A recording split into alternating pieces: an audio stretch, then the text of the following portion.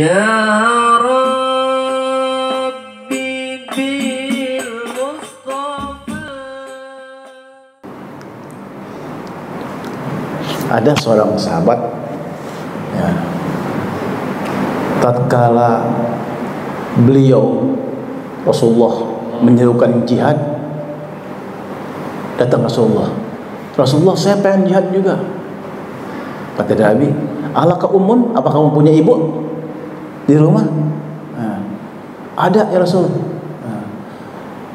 Kata Nabi, kamu menghormati, memuliakan, melayani ibumu yang ada di rumah, itu sama dengan jihad fisabilillah.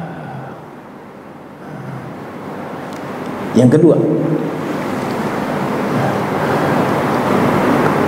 apabila memanggil kamu, iza da'aka abuka wa ummuka, ya, fa'ajib ummuka. Apabila memanggilmu bapak dan ibu, bapak manggil, ibu manggil, yang mana yang perlu kita jawab nih? Panggilan apa ibu? Kata Nabi, panggil ibumu. Kok bukan panggilan bapak? Ya, panggil ibu yang harus kita jawab terlebih dahulu, baru panggilan bapak. Ya. Karena ibu itu termasuk al-jannatu tahta aqdami ummah. Surga di bawah bapak kaki. Maksudnya apa? Di bawah ridho ibu. Ya. Ibu dulu. Ya.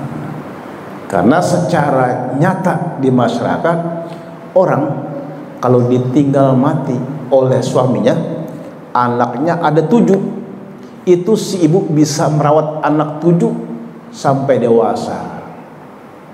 Coba kalau bapak punya anak 7 masih kecil-kecil, tinggal mati oleh istri kita, bisa nggak anaknya? Yang satu mental, yang satu kemana? Ya, susah kita nggak usah ngurus. Tapi kalau istri bisa ngurus anak. Tapi bapak, ya, ngurus anak nggak bisa. Ya. Tapi ngurus istri 4 bisa bapak. Ngurus anak 4 nggak bisa. Tuh, kelebihan bapak gitu. Ngurus anak 4 susah, dan ngurus istri 4 bisa. Senin di sana, Selasa di sana, bisa dia ngatur waktu itu. Kalau anak nggak bisa, kalau istri kita nggak bisa dia ahlinya apa? Hanya ngurus anak ahli 7-8 bisa. Ya, itulah kelebihan yang masing-masing Allah berikan kepada manusia. Ya, jadi anas ajnas, manusia itu macam-macam wataknya, karakternya, perilakunya, sikapnya, gak ada yang sama. Ya. Karena kita bermacam-macam, maka menghadapi karakter orang, tadi yang diajarkan Nabi, jangan langsung ekspresi curiga, cemburu, jangan. Bahkan kata Nabi, andai kata datang kepada pengemis pakai kuda itu zaman sekarang pakai mobil lah, pakai mobil ngemis, Pak, kasihan Pak, mobilnya. Kata Nabi, kasih kalau minta pada kita.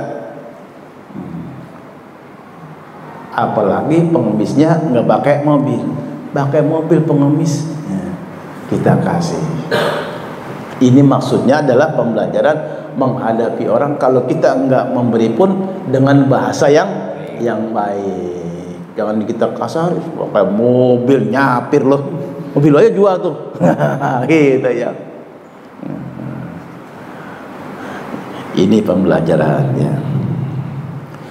Maka dalam hal kita besok ada acara penyembelihan hewan Idul Adha, itu kita perlu juga bukan menghargai manusia, makhluk Allah pun harus kita hargai. Sebelum itu sapi, kambing kita potong, kita kasih makan dulu rumput yang hijau-hijau. Ada orang bilang jangan kasih makan, nanti kalau potong tenaganya kuat, kita tendang mati kita. Ya. Nanti kalau dibuka perutnya jadi kotor, banyak rumputnya. Ada begitu. Ada lagi sebelum dipotong itu kambing kasih cuka, minum cuka biar nanti dagingnya nggak bau. Nggak boleh.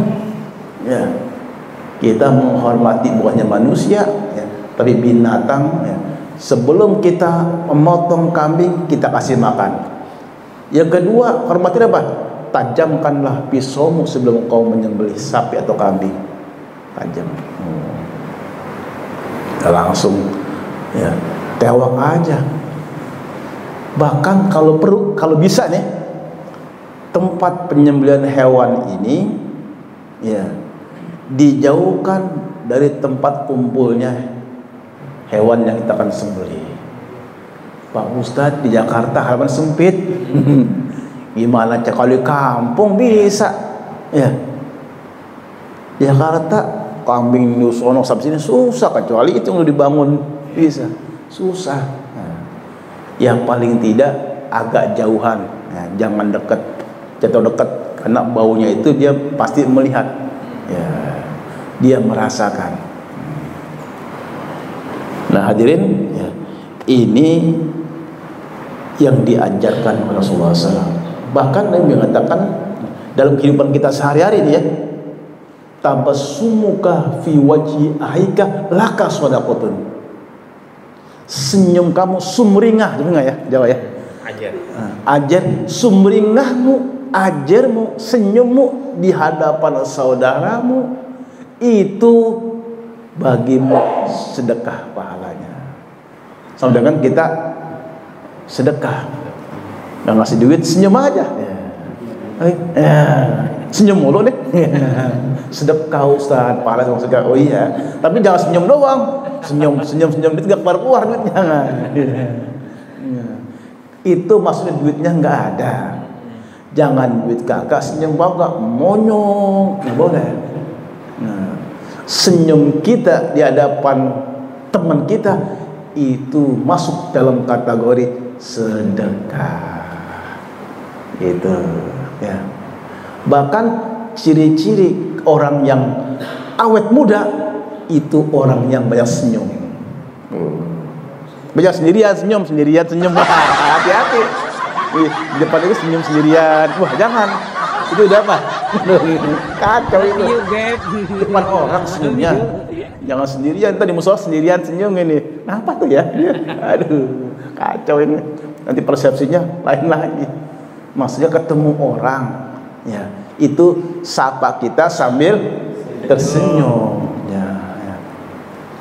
Kira-kira kalau kita ketemu sama orang, ya, begini sambil serem, kita gak takut ya? Mau assalamualaikum takut, tapi kata begitu ketemu senyum kita. Gimana kabarnya? Sehat? Alhamdulillah. Ada orang kita tanya, gimana kabarnya? Sehat? Emang kamu saya sakit ini? Oh gitu bilang. Emang saya sakit? Oh gitu. Nah, itu kan bahasa basi. Sehat udah sehat, alhamdulillah gitu. Ini orang kok jawabnya, bang lu buta, bukan melek. Bukan sakit ini. Nah, jangan ya. Jadi senyum sapa itu merupakan ibadah dan ajaran Nabi kita Muhammad SAW. Nabi senyum ya gitu. Satu, kalau ingin awet muda sering tersenyum. Ya. Yang kedua, ingin awet muda, ya, sesekali kita tertawa. Tertawa kita jangan tertawa terbahak-bahak ya. Seperti suara jin tomang kan. Ya. Ya. Tertawa biasa, tawa itu rileks, bisa mengembalikan saraf otak kita yang stres. Tawa. Nah, itu orang yang tertawa, yang suka tertawa, atau jangan sering tertawa pada saatnya, maka dia orang itu akan awet muda. Ya. Yang terakhir, awet muda ini pasti bapak semua mau awet muda. Nah, apa awet muda ini? Ya, bagi yang tidak punya istri, ya, duda, itu ingin awet muda, nikah kembali dengan gadis, bakal awet muda dia. Kalau yang udah punya istri ntar, waduh, bisa SP3 jangan. Awet muda. Itu ya. Kenapa terbawa arus mudanya? Wah, udah umur 70, pakai apa? Pakai blue jean. Waduh, mentang-mentang istrinya masih ABG, pakai blue jean. Mana kong? Pakai blue jean kong. Dikunci rambutnya lagi. Waduh, terbawa arus. Nah, kemudian banyak lagi diantaranya, itu kalau mandi di pancuran, kocokan tuh, keran tuh, mandi di pancuran itu bisa awet muda.